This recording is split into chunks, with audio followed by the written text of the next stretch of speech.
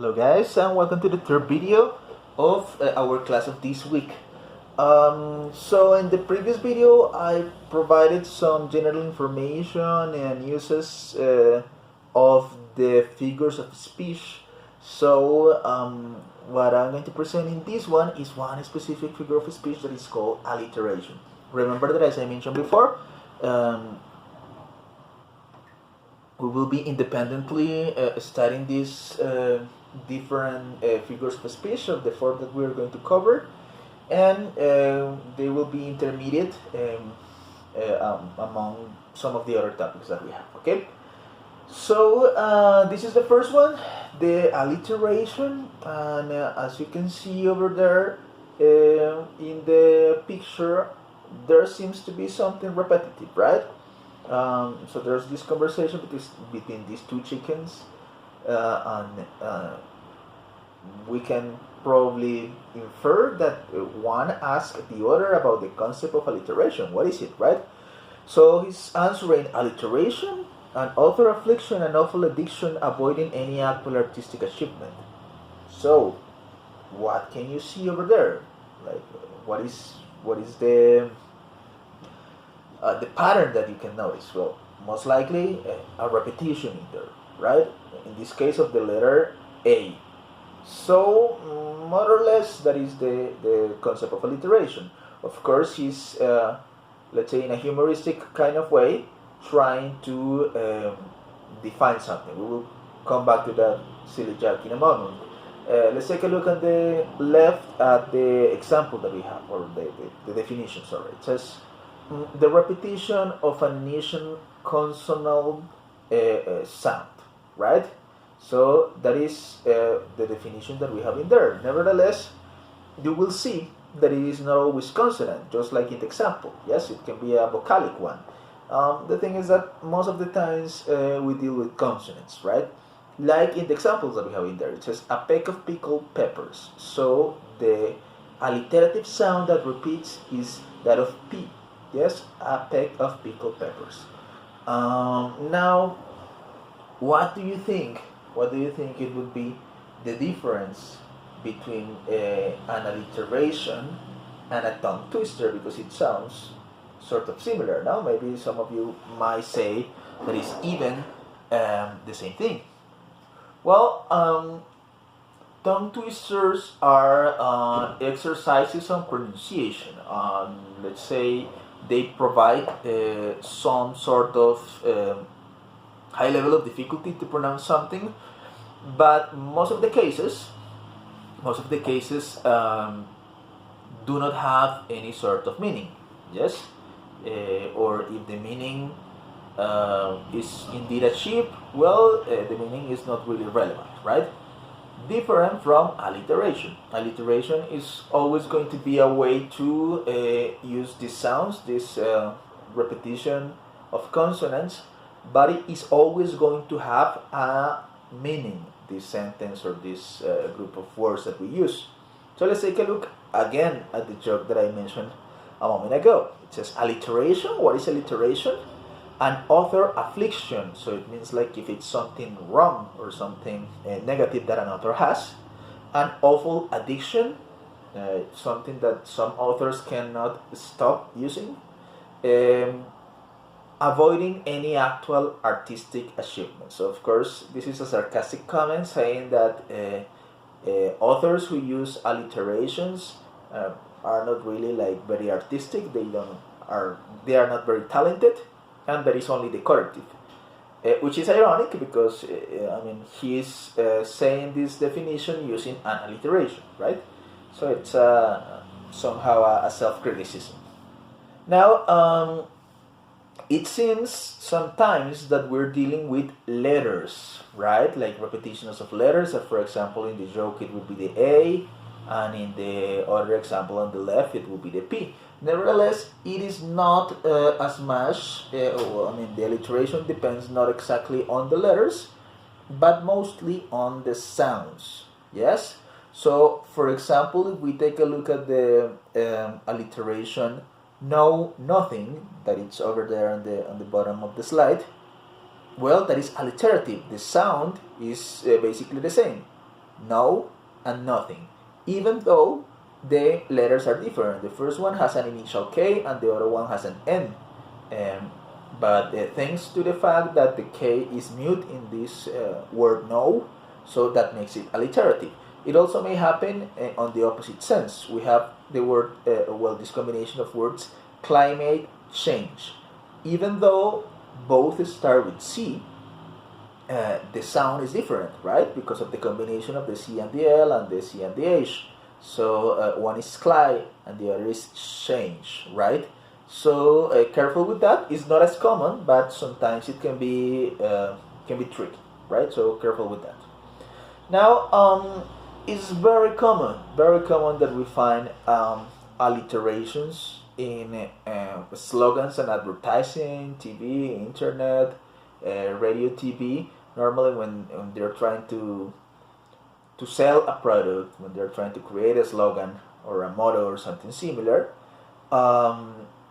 slogans are really practical. They come in handy because they're catchy, because you can remember them really easily, and because they're musical somehow, so they're attractive. So let's take a look at these different examples.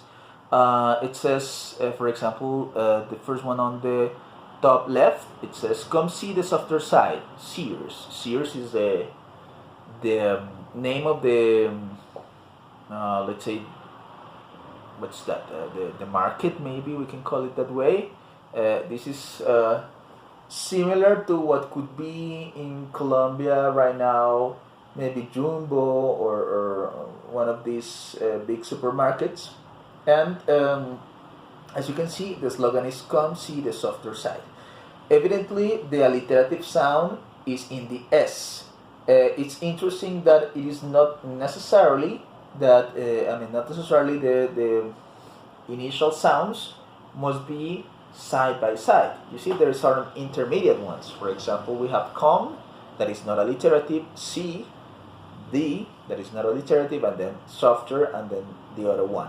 So the endings, the alliterative sound is mostly in the end, but still, when we say "see," it's part of the alliterative. So "come see the softer side, Sears." Now, as I mentioned before, the slogan or the purpose of using alliteration is not only decorative or ornamental, it's supposed to convey a meaning, right? So, in general, let's say that seeing the softer side is the possibility of buying things that are better, of buying things that are more economic, that are cheaper somehow, that are more affordable, and that is like the campaign that the brand is doing. Let's take a look at the other one that it's really, really simplistic, right? This is the brand of beer, right? The same column on the bottom. Guinness is good. Simply two words, yes, Guinness and good with the same initial sound, and pretty plain. Like beer is good for you, make you happy. Let's take the other one that it's for a brand of butter, and it's called Country Life. It's English butter, and the slogan or the promotional advertising says, "You'll never put a better bit of butter on your knife." So what is the alliterative sound? The V, of course, right? Better bit of butter. And even there is an intermediate alliteration with the T, right? Better bit butter. And well, very simply, you are not going to find any better butter than this one, right? Finally, we have M&M's, which is already an alliterative name, and the slogan in English that probably we sometimes don't repair in Spanish when we sometimes we don't realize in Spanish when we listen to them in radio or maybe in TV. It says M&M's melts in your mouth, not in your hands. So the alliterative sound definitely it's M, right? Melts, started by the name M&M, and melts in your mouth, not in your hand. So this has like a double meaning again. Melts in your mouth. It's delicious. It's nice. Think about the texture. The slogan is inviting you to try that or to remember a former occasion in which you had some M&Ms and rememorate that. But also something that was really innovative about M&Ms at its time was discover that has and that avoids that in high temperatures that melts very easily, right? If you think about, for example, one of the chocolate bars that come wrapped in paper, normally if it's really hot, you open that and that's completely melted.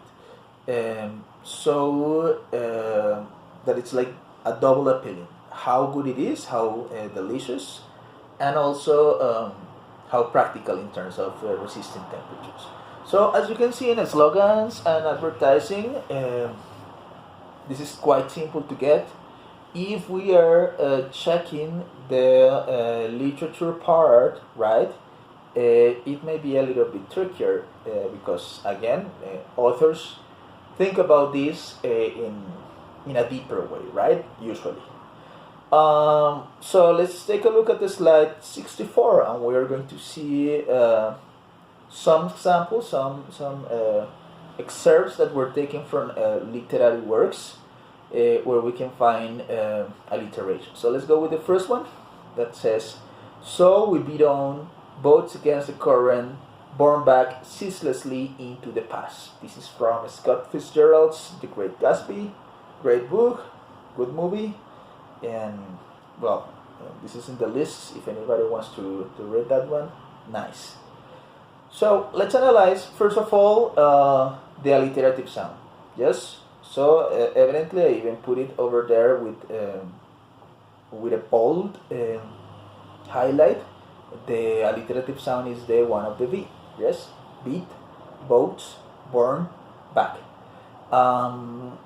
So we find it over there. You see it is even separated by some intermediate words, right?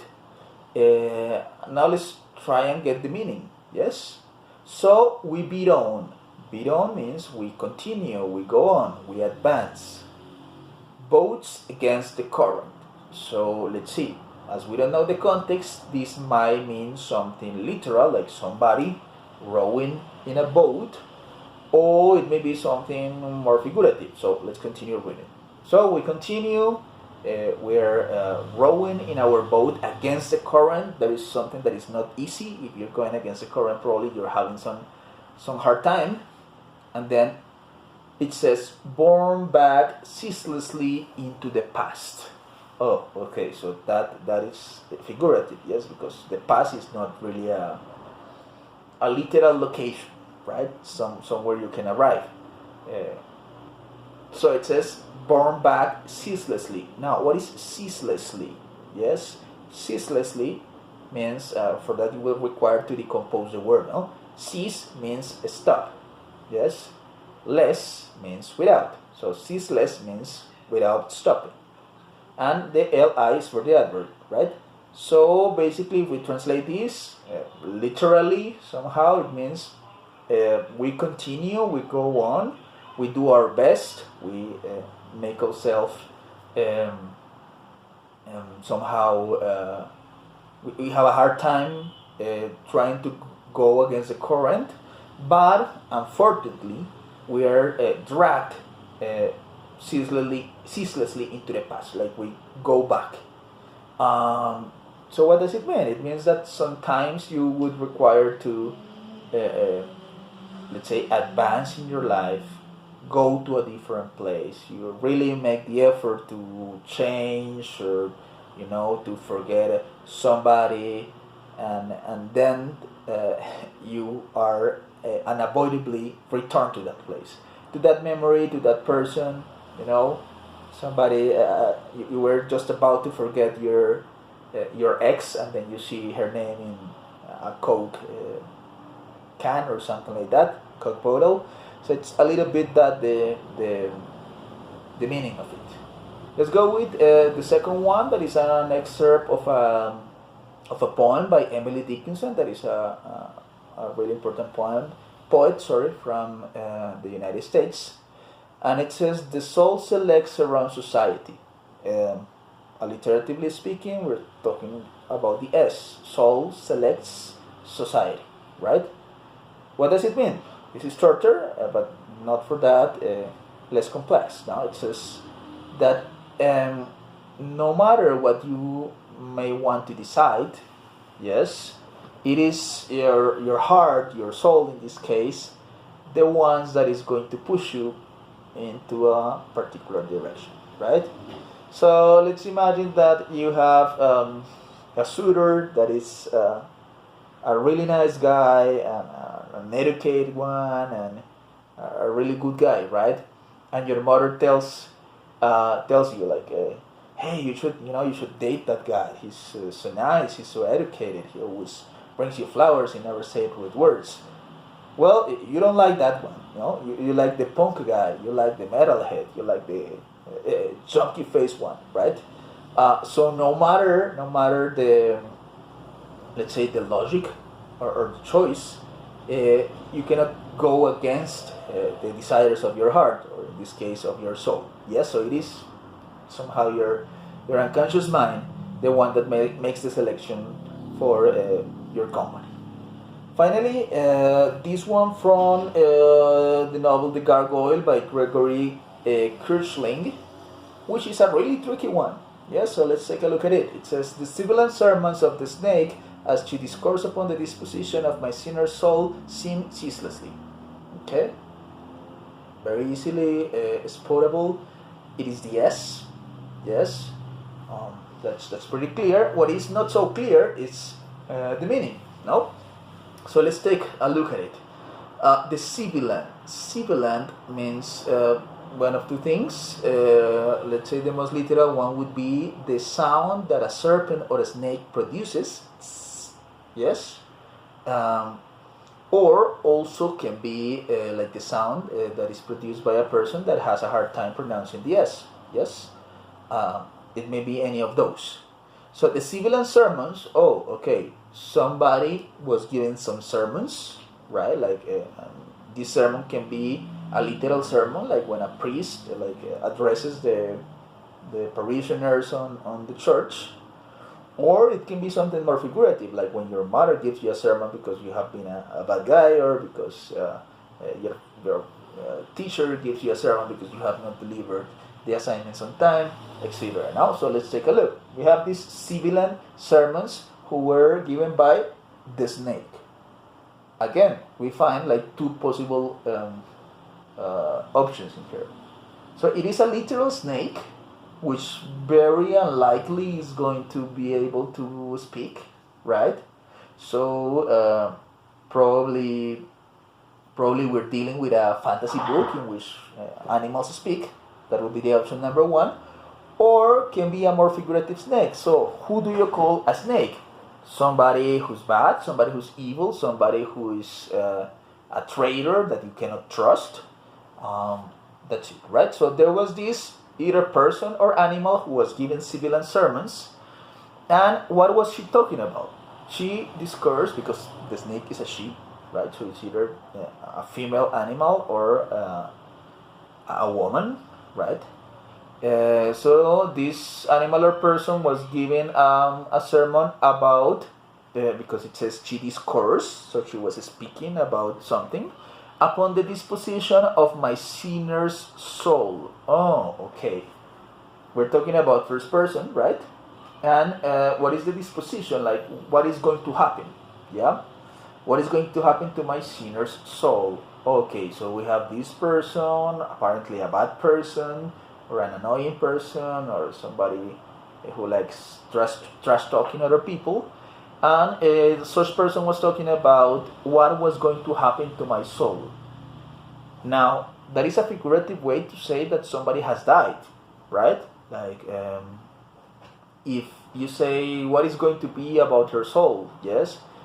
So either he or she was a good person and is going to heaven, or she was a terrible person, and then it's a sinner, so most likely this person was bad, at least on their traditional moral concepts, and is going to hell, right? And in the end it says seem ceaseless. Okay, we already know that word. Ceaseless is without stop. So bottom line, this person was endlessly speaking or giving a sermon about how this person was going to hell, the person who died, right? The tricky thing in here is that there is a discourse in first person. So either the one who's speaking is like a ghost, yes, because he's able to see what is happening during his probably funeral or something like that, or maybe, I don't know, he was pretending he was dead but he wasn't actually, and he's in the funeral. We don't know from this context, but what we know is that that is a very complex or complicated use of alliteration, not only on the sound itself, that is actually the easiest thing to get, but the meaning. Okay, so hopefully that's clear, guys. Hopefully we're able to analyze correctly and understand correctly, and most importantly use correctly the alliterations and all these different things that we attach to this particular figure of speech. So guys, I am going to give you right now the instruction for the assignment number 2 of the week, which will be easy enough, I expect, and it's this. You are going to again work, if you want, in groups of 4 people, or 3 or 2 or 1, and you are going to try to extract at least 3 examples of alliterations from your books. I mean, from the individual book that you're reading. So you are going to try to find one of those and you're going to put it in there, okay?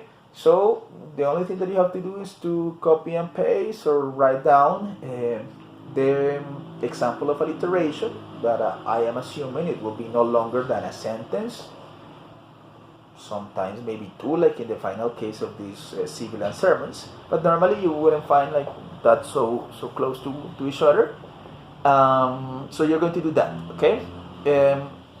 You will write that down and you will explain, just as we did, yes, just as I explained the quote by the Great Gatsby, the quote by Emily Dickinson, the quote by Gregory Kirschling. You're going to explain that, okay? Now, how many do you have to do in total? It depends on how many people do you have in your group, okay? If there are 4 people, well, you have to, each one of you is going to have to do 3 from his or her own book, okay? Same for 3, same for 2, same for 1. The only difference if you work collectively is that, all the examples and explanations will be in the same document. So hopefully that's clear enough. Remember, look for these examples in your books. Write them down in the paper, explain them briefly as I just did, and remember that each one of you requires to provide at least 3.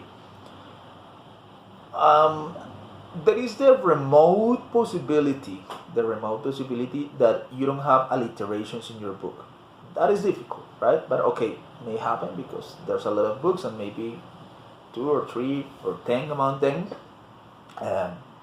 don't have alliterations. If that is the case, if until the part that you're reading you did not find any sort of alliteration, so what you're going to do is to look for other examples of alliterations online but these should be literary alliterations. I mean, they should be quotes from a book. If your book doesn't have any, try to look online for another one and you will explain those. Please remember to mention on each set of examples to which book does it correspond, okay? Well guys, hopefully is it clear? If you have any question or something additional, just let me know, don't worry, and hopefully you enjoyed the activity.